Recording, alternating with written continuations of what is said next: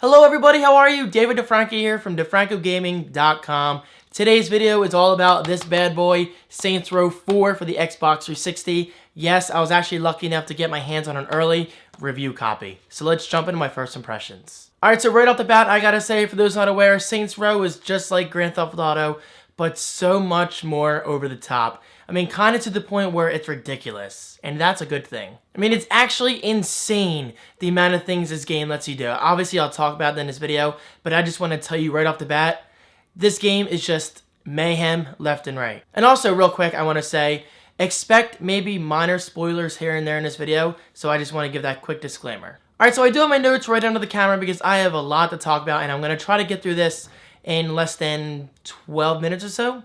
So let's just jump right into it. Firstly, I want to just mention that this is an open world sandbox game for those not aware, and it involves an alien invasion. And I gotta say, I didn't really see that coming whatsoever because honestly, I didn't really read up on the storyline of Saints Row 4, before actually playing the game for myself. So yeah, I gotta say the alien invasion was definitely a nice surprise, especially considering how they actually pull it off in the beginning of the game. Now, I'm not going to show gameplay footage of this particular part, but I'll explain it briefly right now. So, in the beginning of the game, the first mission involves you taking down this silo missile, I guess you would call it, and you're actually climbing up it to an Aerosmith song, and it actually makes you feel like you're in the movie Armageddon.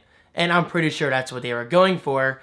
They're kind of making fun of it in a way, but hey, it was pretty funny. Don't want to close my eyes, that song. Yeah, you know what I'm talking about. Okay, so once that mission is done, you're dropped into this era where it feels like you're either in the 40s or 50s, and your main character's even walking around like this. It's so funny. Now, obviously, you're going to see this for yourself when you pick up the game, and it does come out today as of this video, and it's within the first 30 minutes of the storyline. And I gotta say, it was very unique. I've never seen anything like that in a game before, where you're dropped into a completely different era, but then it turns out to be a simulation, which was pretty cool. Alright, so with that said, I gotta say this game definitely relies more on sci-fi aspects and much less on the gangster aspect that you may be used to in Saints Row 1 and 2. So whether that's a good thing or a bad thing, that's obviously up to you and your playstyle. So talking about customization, the Saints Row series has always been famous for this over Grand Theft Auto, and that's the fact that you can customize your character in every attribute possible. It's just like Saints Row the Third, but it offers even more levels of customization. Ranging from basic things such as your hat, your upper body, your lower body, shirts, jeans, even your underwear and a thong, which I gotta say is kind of awkward if somebody walked in on you looking at your character and spinning around in a thong. But you know what, that's beside the point. But the customization level is insane. There are so many hats to choose from, so many clothes to choose from, such as shirts, jeans, even your shoes, which is awesome. But it does not stop there. You can even customize the overall physical appearance of your character. This means your cheekbones, your chin, the nose, the depth of your forehead.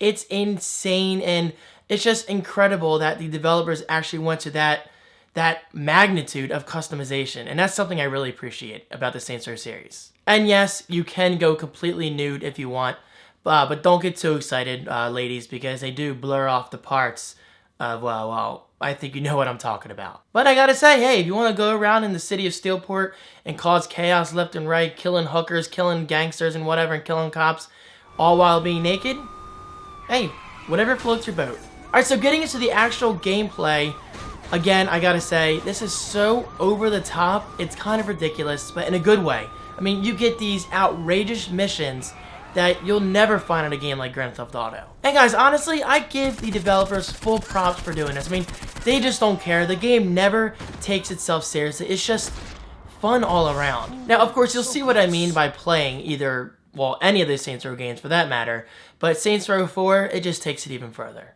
But of course, it does not stop there. Saints Row 4 is huge, and it gives you awesome abilities such as super sprinting. Now, I gotta say, super sprinting is awesome. On the Xbox 360 version, you simply hold down the left bumper, and you can sprint for probably at least a mile, depending upon how much stamina you have left. And guys, I gotta say, this is so much freaking fun, which takes me to my next point, and that is high jumping.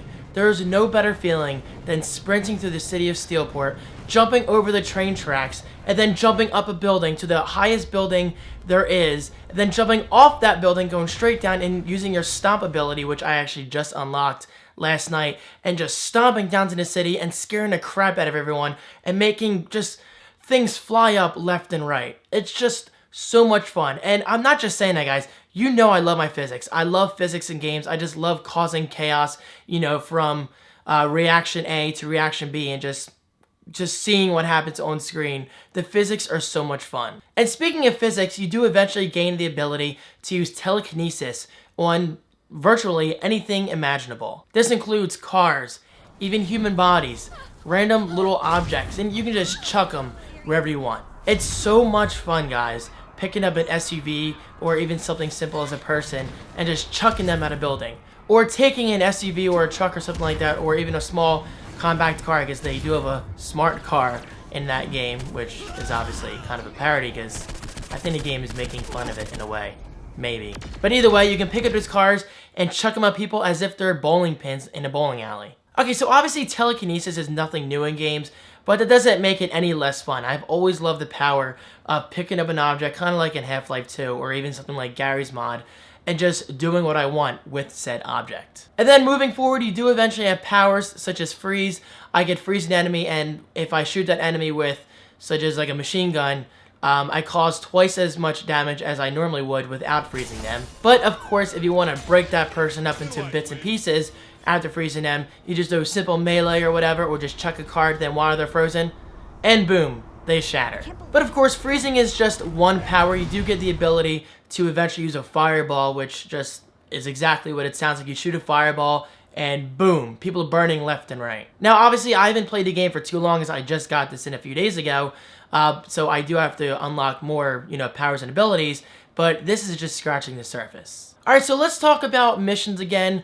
Obviously, Saints Row 4 has a huge variety of missions, but I'm just going to talk about 3 specific ones in this video. Number 1 is your typical defense mission, whether you're defending an object, a computer, or an ally of yours / teammate, then you will be doing that pretty often, I gotta say. A second one is a race against the clock. Now, this means whether you're in a car or you're super sprinting, trying to get from point A to point B and just, you know, get all through the checkpoints within like 2 or 3 minutes, you can unlock some bronze, silver, or a gold medal. Which, of course, then turns into points, otherwise known as cash in the world of Saints Row, C-A-C-H-E, not cash as in cash money, but it might as well be the same thing, because you can use that cash to buy upgrades for your weapons, your cars, you can purchase ability upgrades, power upgrades, and all that good stuff. The game is huge. And finally, last but not least, I want to talk about in the missions is you can actually do retro tanks and light cycles. Yeah, kind of like Tron style. I mean, there's actually a mission where I feel like I'm in the world of Tron and I'm blowing up enemies just to get to a certain checkpoint, and then eventually I find myself in a light cycle, and I gotta say, it was a really cool feeling. And honestly, I haven't played that many games, you know, besides Tron obviously, that have dropped me into a Tron-like environment. It was a really cool feeling, and I love lights, I love neon lights, so it was just amazing to see myself in that kind of scenario. Okay, so obviously there is still so much more to talk about Saints Row 4. I mean, I've only played it for probably 6 to 8 hours, which is nothing for a game like Saints Row, but there are so many collectibles, so many missions to complete, so many side quests to complete. Again, think of it like Grand Theft Auto, but over the top. Okay, but with that aside, what are my final thoughts? Is Saints Row 4 worth picking up? Guys, without a doubt in my mind, yes, if you're a fan of the Saints Row series. Now, I gotta stress this again, obviously they're going in a direction where it's less based on gangsters and, you know, just taking down other clans / gangsters and whatever and dominating territory, and it's more sci-fi, but in my opinion, that doesn't make the game any less fun. I mean, if you're going into a game like Saints Row 4,